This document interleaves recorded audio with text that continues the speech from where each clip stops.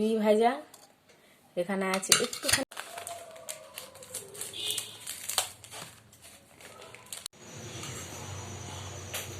কেন বলো এখন হাতে পাতে পয়সা না ভালো করে। হ্যাঁ,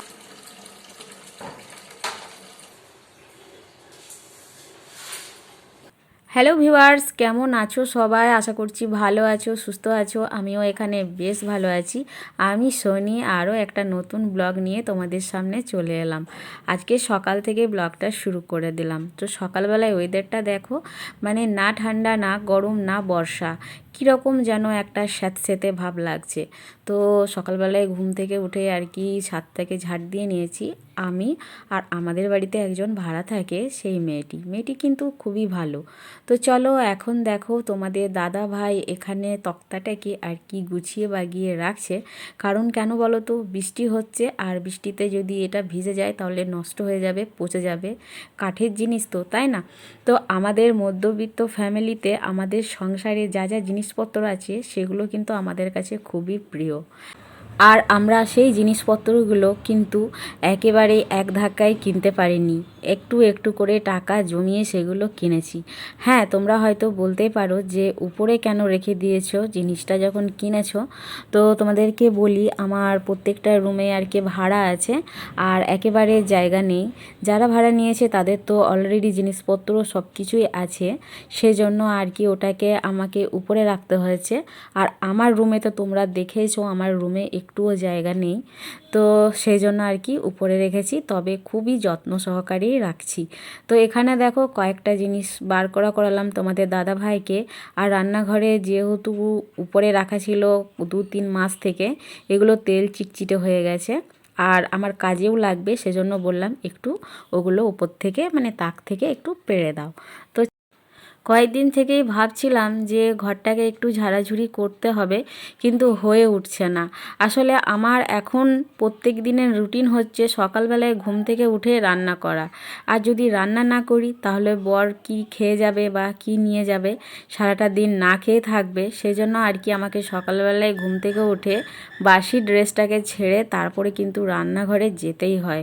তার জন্য আর কি সময় পাচ্ছিলাম না করার। যেহেতু আজকে রোহিত বাড়িতেই আছে, তাই ভাবলাম যে না, চলো আজকে একটু ভালোভাবে ডাস্টিং করে নিই। এই যে জানলা, তারপরে জানলার দরজাগুলো, মানে আমাদের গেটের দরজা, ফ্রিজ, এগুলো বেশ ভালো করে আমি মুছে নিচ্ছি শুকনো কাপড় দিয়ে। আজকে আপাতত শুকনো কাপড় দিয়েই মুছি, পরে আবার ভালোভাবে ক্লিন যেদিন করব সেদিন তোমাদেরকে তো অবশ্যই দেখাবো।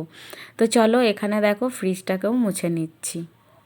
আবারও প্রত্যেক দিনের মতোই বলবো, যদি আমার ব্লগ ভিডিওগুলো তোমাদের ভালো লেগে থাকে তাহলে অবশ্যই একটা লাইক করে দিও, আর আমার চ্যানেলটাকে সাবস্ক্রাইব করে আমার পাশে থেকো। আর যদি আমার ভিডিওগুলো খুব খুব খুব ভালো লাগে তাহলে অবশ্যই একটা কমেন্ট করে জানিও, হ্যাঁ দিদি ভাই ভালো লেগেছে কিংবা খারাপ লেগেছে, যার যেটা লাগবে অবশ্যই বলবে কিন্তু কমেন্ট করে। তো দেখো এখানে তোমাদের সঙ্গে গল্প করতে করতে অনেকটা কাজ এগিয়ে ফেলেছি, আর এখানে আমার ঘর মোছাও হয়ে গেছে। আর এই যে তোমরা দেখতে পাচ্ছ দুটো পাপোশ, একটা এদিকে দিয়ে দিলাম, একটা ওই দিকে দিয়ে দিলাম। এখন আমাদের জন্য জলখাবার বানিয়ে নেব। রোহিত এখনও উপরেই আছে, ও এখন ওই যে বাড়িতে তো অনেকজনই থাকে, তাদের সাথেই এখন গল্প টল্প করছে উপরে। আর বৃষ্টি কিন্তু হয়ে যাচ্ছে 1-2 ফোঁটা করে। তো আজকে ভাবলাম যে একটু পরোটা করে নিই, দুজনে মিলে পরোটাই খেয়ে নেব। তো যখন বর বাড়িতে থাকে তখন একটু পরোটা লুচি এসবই করে দিই, ও বেশ পছন্দ করে খেতে। আর তাছাড়া তো প্রত্যেক দিন আমাকে ওর জন্য রান্না করতে হয় ভাত। যদি ভাতটা না করে দিই তাহলে সারা দিন ও আর কি মনমরা হয়ে থাকবে রুটি খেয়ে। রুটিটা ও একেবারেই পছন্দ করে না জানো খেতে। যদিও কোনো কোনো দিন রুটি নিয়ে যাই, সেটা খুবই মানে কি বলবো, যেটাকে বলে গরজের জন্য নিয়ে যাই, যেখানে ধরো ভাত খাওয়ার সেরকমভাবে প্লেস থাকে না, জায়গা থাকে না, অনেকজন থাকে, সেখানেও তো আর একটু কাজের চাপ বেশি থাকে, সেখানেও রুটি নিয়ে যায়। তাছাড়া বেশিরভাগ দিনই ও ভাত নিয়ে যায়। তো এখানে দেখো জল খাবার খেয়ে এখন চলে এসেছি কাপড় কটা ভিজিয়ে নিতে। বেশি নেই, 2-4টে রইতে জামা কাপড় আছে, সেগুলোই এখন ভিজিয়ে নিচ্ছি, কেচে নেব। বৃষ্টি তো অবশ্যই হচ্ছে, কিন্তু বৃষ্টি হলে আর আমাদের কি, তাই না? আমাদেরকে নিজের সংসারের কাজ আমাদেরকে করতেই হবে। তো এখানে দেখো কাপড়টাকে ভিজিয়ে নিলাম, তারপরে চলে এসেছি রান্নাঘরে। সবজি দাদা এসেছিলো, কিছু সবজি দিয়ে গেছে আজকে, যেমন গাজর, শল্লা খাড়ি, তারপরে বেগুন, মূলো, পটল, অনেক কিছুই নিয়েছি। তো চলো সেই সবজিগুলো এখন ধুয়ে রেখেছি, ওগুলোকে ফ্রিজের মধ্যে রাখতে হবে। আর কি কি রান্না করব সেটা তো তোমাদেরকে অবশ্যই দেখাবো। এখন দেখো এঁটো বাসন কয়েকটা ছিল, সে বাসনগুলোকে ধুয়ে নিচ্ছি।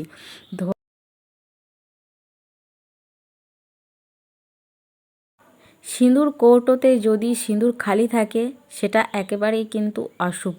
সব সময় তোমরা চাইবে বা আমরা চাইবো যে সিঁদুর কৌটো যেন ভর্তি থাকে, সিঁদুর খালি কখনোই করতে নেই।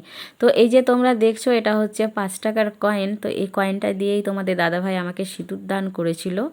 আর বুঝতেই পারছো আমাদের তো প্রেম করে বিয়ে, তো বাড়িতে কোনো রিচুয়াল কিছুই হয়নি, যা হয়েছে মন্দিরে হয়েছে। তো যাই হোক চলো, এখানে দেখো আমি সিঁদুরটা নিয়েছি আর এখন আমি এই কৌটোর মধ্যে ঢেলে দেব। সেদিন আমার বোন এসেছিলো বাড়িতে, সেদিন আমাকে খুবই বকাবকি করছিল। দেখো ছোট্ট বোন হলে কি হবে, বোনের কাছে বলো ভাইয়ের কাছে বলো, ছোট হোক কিংবা বড় হোক, যে শিক্ষা দেবে তার শিক্ষাটা কিন্তু নেওয়া খুবই দরকার, তাই না? তো সেই বোনই বলছিল সিঁদুর খালি করে রেখেছিস কেন, একটা সিঁদুর নিয়ে এসে তুই এই ডিবার মধ্যে ভরে রাখবি। তো চলো আমি সেটাই আর কি করে রাখলাম। এখন সিঁদুরটাকে আমি ভরে এই ডিবার মধ্যে রাখছি। আর যে তোমরা সিঁদুরের ডিবাগুলো দেখছো, ওই ডিবা থেকে সিঁদুর পড়তে গেলে না সিঁদুর প্রচণ্ড পড়ে যায় মাটিতে, সেজন্য আর কি আমি এই কৌটোগুলো ব্যবহার করি। এগুলো হচ্ছে নিভিয়ার কৌটো, একটাতে হলুদ সিঁদুর রেখেছি কল সিঁদুর, একটাতে লাল সিঁদুর। তো যাই হোক মঙ্গলবার দিন আমি ওই কল সিঁদুরটা পরি। আর এখানে নিয়ে নিয়েছি 2 প্যাকেট ক্লিপ, জামা কাপড় মেলার ক্লিপ। আর আমাদের এখানে তো অনেকজন আছে, সবার ক্লিপ এক ধরনের, আর সবার ক্লিপ মিশে যাবে। বুঝতেই পারছো এখনকার নিজের নিজের সংসার, নিজের নিজের জিনিসপত্র সবাই বেশ ভালো চেনে, তাই না? তো সেজন্য আমিও ভাবলাম যে যখন নিজের নিজের জিনিস, তখন আমাকেও তো একটা নিজের ব্যবস্থা নিতে হবে, তাই না? দেখো সব সময় কিন্তু ভালো মানুষ হওয়াটাও কিন্তু ঠিক না। ভালো মানুষ ভেবে কিন্তু লোক অনেক কিছু করে দিয়ে চলে যেতে পারে, তাই না? তো যাই হোক এখানে দেখো আমি লাল রঙের, অনেকেই দিয়েছে লাল নেল পলিশের দাগ, তো আমি এখানে দিয়ে দিচ্ছি কালো নেল পলিশের দাগ। তাহলে কি বলো তো, কাপড় জামা তো একসঙ্গেই মিলি, তো চেনা যাবে আর কি কোনটা কার ক্লিপ।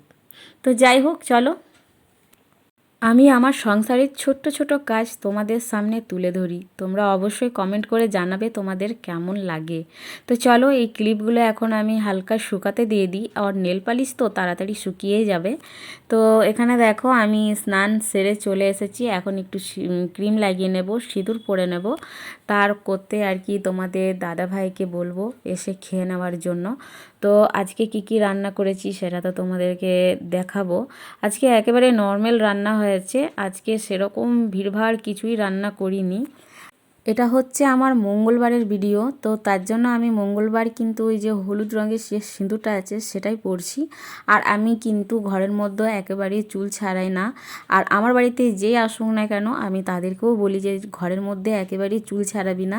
চুল ছাড়ানোর হলে বাইরে বারান্দা আছে, উঠোন আছে, সেখানে গিয়ে চুলটা ছাড়াতে পারো। কেন বলো তো, ঘরের মধ্যে যদি চুল ছাড়ানো হয় তো ফ্রিজের কোণে, খাটের নিচে, ফ্রিজের তলায়, আলমারির তলায়, মানে বুঝতেই পারছো সব জায়গাতে চুলে চুলে ভরে যায়। যখন ঝাড় দিই না তখন খুবই অসুবিধা হয় জানো, ঝাঁটার মধ্যে চুলগুলো ফেঁসে যায়। তো এখানে দেখো রান্নাবান্না কমপ্লিট হয়ে গেছে, আলু সেদ্ধ একটুখানি আছে, আজকে জলখাবারে খেয়েছিলাম, তারপর থেকে রাখাই ছিল একটু, সেটাই রেখে দিয়েছি।